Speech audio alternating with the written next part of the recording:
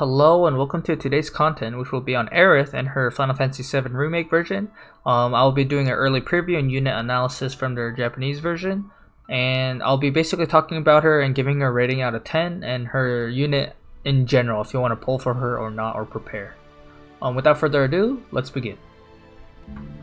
So for her main job takeaways, it's going to be called the White Mage. However, it's going to be the Final Fantasy VII Remake version, so the icon looks different and there's going to be different abilities. For her very first ability, it's going to be a self-cast, and she can decrease the chances of her being targeted, which is basically a negative hate, by 6, and she increases her AoE resistance. This helps her in terms of survivability in general. After that, her first ability is going to be she can restore AP 20 for a target, and she can do this a few times. It doesn't have a cast time either. As you can see, it's also 3-tile range, so it's not bad. It can literally grant AP to like her allies, pretty much.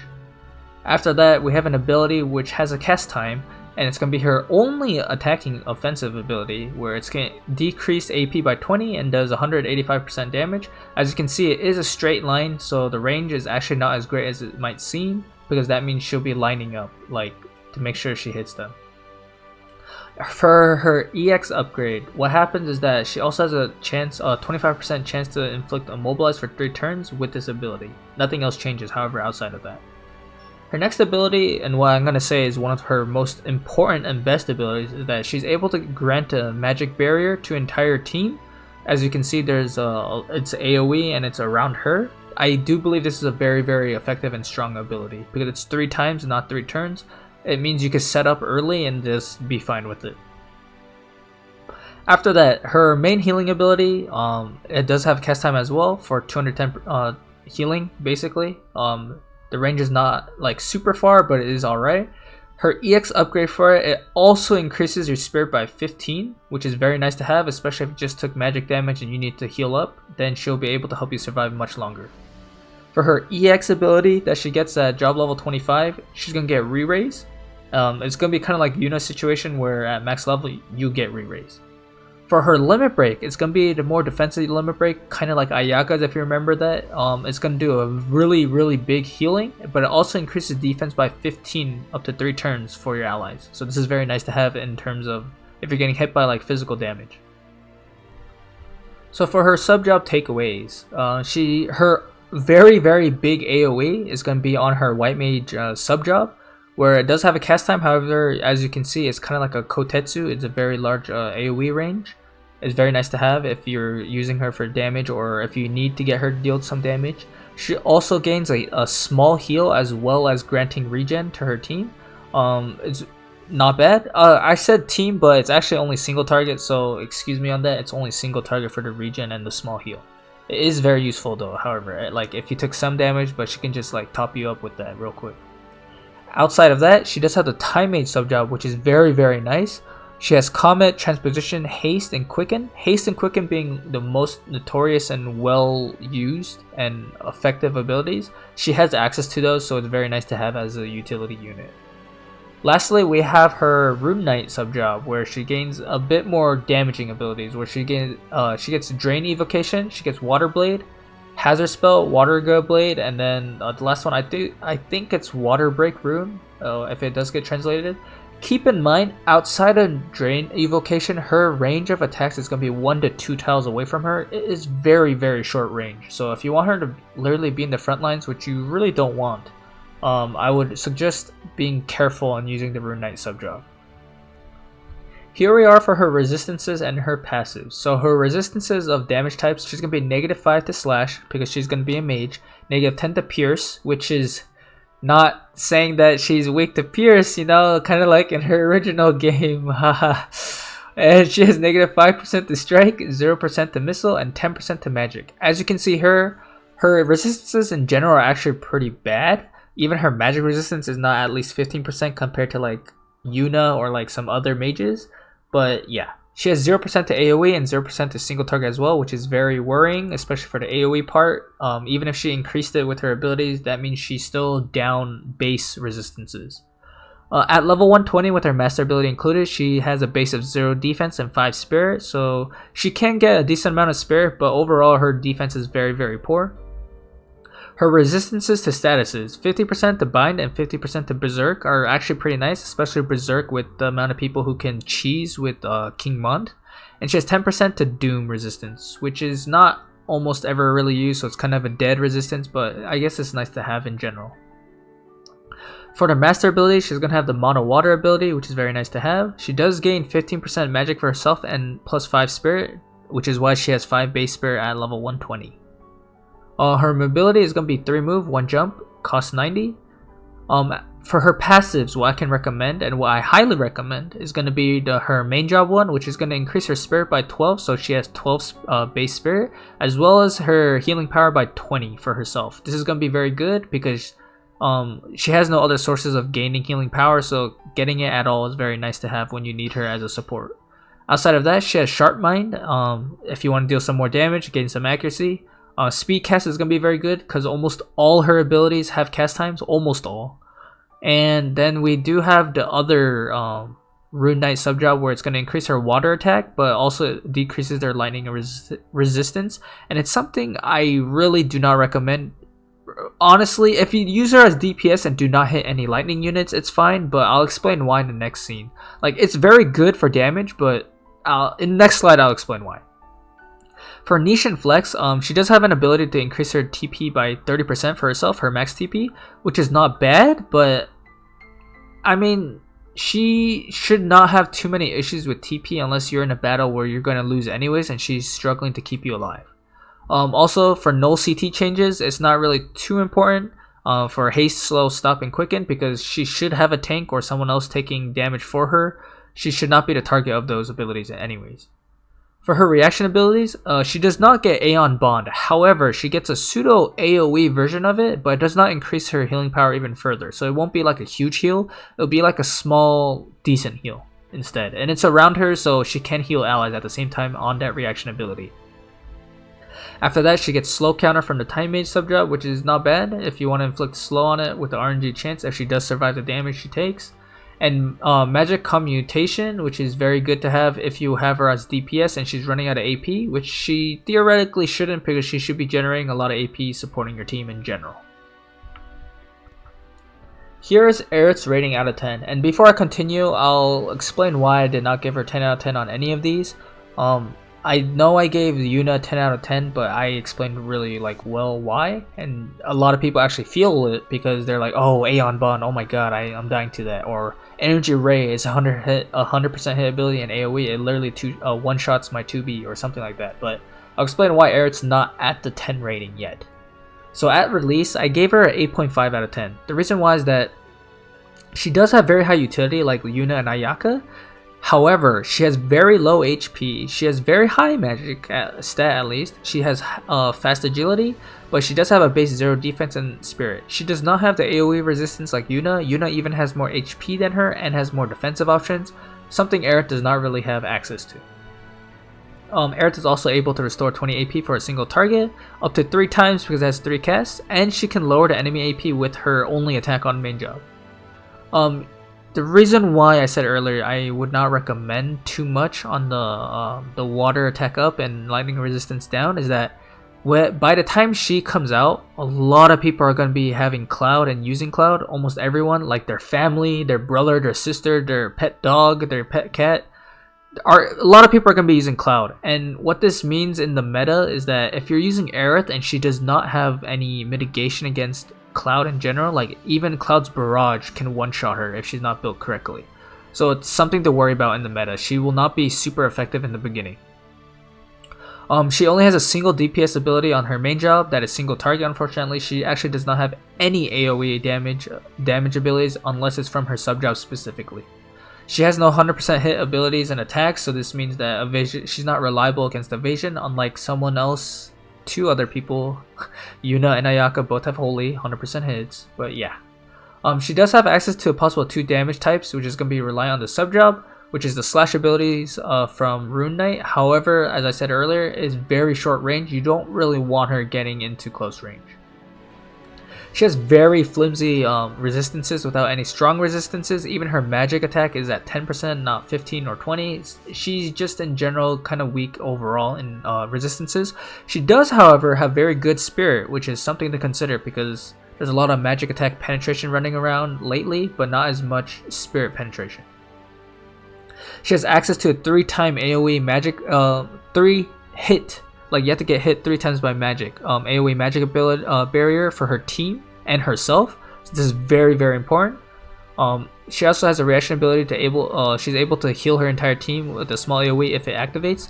She has 3 move and 1 jump, unfortunately, without nimble movement. So this makes like very bad mobility in general for her. She doesn't have many options for that, as someone like Yuna does have. She does compensate the movement, however, that Yuna does not have, which is haste, quicken, and transposition. Transposition you'll almost never see unless you do live PvP, but people who live PvP know very, very well how effective transposition can be, so her kit in general is very nice to have. She has access to casting re-raise, but she does not have raise itself or full life, so it's kind of ironic. She can try and save other people, but if that re-raise is removed, she does not have any other options for that. So the future and longevity. Why I gave her a 9 through 9.5 out of 10. And you're like, oh wait, why does this go up even like more? Like, I thought her release is going to be kind of crappy. First off, cloud users will sooner or later drop off. We don't know how long it'll take, but that does not change what Aerith can do. And what Aerith does is that she doesn't have very high offensive modifiers. Even though she has a very high magic stat, she doesn't have as much like opportunities because most of her damage abilities are going to be capped at like 185%. And her Rune Knight sub job does have a 205% ability, but that's, as I said, like 1 or 2 tiles away only. So even with her very high magic stat, it's going to be mostly used for healing, unfortunately. She does, however, have heals and its AoE that can grant both spirit and defense. It depends on her ability used, so this is very effective, especially for people who are like trying to survive, like take damage and longer. She has the AoE magic ability for barriers, which is super good. This covers many weaknesses and like a lot of units. Like King Mont, he has a 0% magic resistance. If you put a magic barrier on him, it literally almost solves the issue of magic damage in general. Same with Tidus, 2B, even Cloud himself. If they have a magic barrier from her, it literally covers up magic matchups almost instantly for that instance. It's just that effective. It's like people like meme on like who is it, Cecil, for like, oh wow, he gives barriers to his teammates but he loses HP. If he did not lose HP, or he was more like usable as a unit in general outside of his barriers, that would be really god tier. Like people who know how effective barriers are, it is very strong.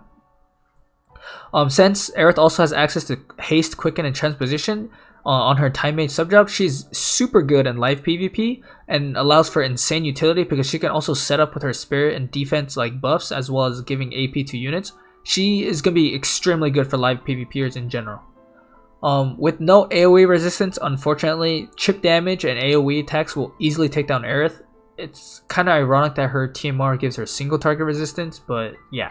She really wants AoE resistance in my opinion, and a tank. Like, if you have a frontline and she's staying back most of the time, that's a good thing, but if they have some super large hit ability like Barrage from Cloud or like Frederica, she will die. She has a low AP cost on all her offensive abilities, so that's why I said earlier you don't really have to worry about too much on AP. She does have good amount of TP as well, so you don't really need a TP passive as like, you don't have to use it. You can if you want, but you don't really have to. She's mainly a support, even though she has a very high magic stat. It's almost one of the highest in the game. But it's mostly going to be used for healing and providing benefits for her team in a large range of utility. Like, as you saw earlier, increased defense, healing, spirit, magic barrier, haste, quicken. She can even give you AP. Like, she's like almost 100% just made for support. Unlike Yuna, who kind of has like Aeon Bond and then she can use Energy Ray and Holy, you can argue that Aerith is more supportive in her AI and her kit in general compared to Yuna.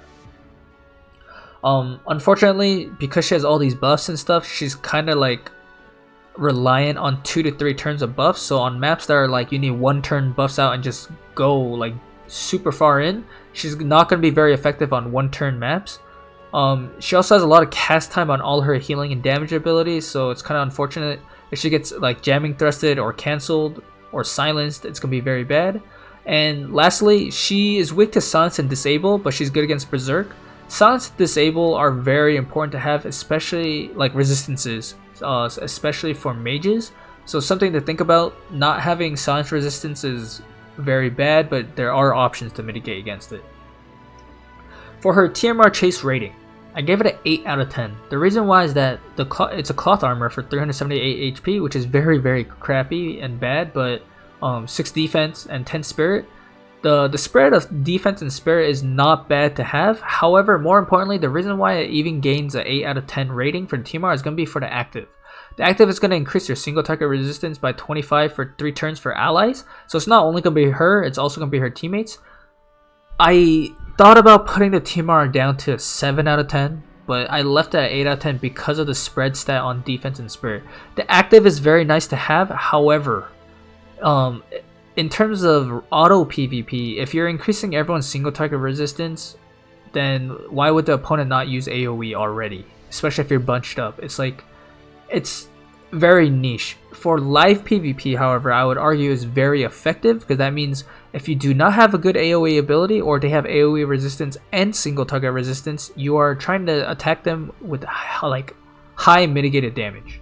So yeah, overall I gave Aerith 8.5 out of 10 on her release, and once either the cloud meta dies down, or if you're able to build her very defensively against lightning units in general, she gets a 9 and 9.5 out of 10 because just of how much utility she has, and her magic barrier most importantly, which is able to, I'm not gonna say it counters UR Helena or Black Rose Helena, however, it definitely helps to fight against her. Helena does have a magic barrier break, however it has a cast time, and it's definitely not a hard hitting ability compared to her other magics. So yeah, it's something to think about. Here we are with stuff that can work well with Aerith. First off, it's going to be UR Mont. UR Mont is one of, as I said before, one of the best tanks in the game. Not only is it going to be the perfect frontline in general for Aerith, Aerith can also cover his weakness of magic in general because of the magic barrier. She also has very good defense and spirit buffs to like keep him alive even further on heals, so they would be a very good match together. After that, we have Tidus, not only because Tidus is a water unit, but they could combine their water mono abilities, but Tidus is weak in general to magic unless he mitigates against it, but having the magic barrier is definitely going to help him. Similarly with Tifa, Tifa definitely has evasion, she can be capable of it. Same with 2B. Tifa specifically has a little bit less evasion compared to 2B, however she definitely has more HP and she could take more damage because she's a human. 2B has a little bit more survivability against magic in general because she's a machine type, but because Tifa is a human, she can still get hit by like the human killer on the Bahamut Espers and such, so having a magic barrier is definitely going to help her. And lastly, a unit that didn't come out yet in global, but it should be coming out very soon, maybe even next week. She is very strong. She's basically Kilfi, but the upgraded version of Kilfi. The problem is her magic resistance is not good. She could even be one-shot by Helena if she's not properly mitigating against the magic. The magic barrier covers that completely, and because the Scholar Girl is also she has very good resistances to physical, she just needs to get her magic defenses from like Aerith, and she'll be good to go in like all matchups pretty much. And for TMR choices, we have Yuna's clothing. Protect and show is no small joke, and having an insta-cast heal AoE for your team, small practice is going to be very effective.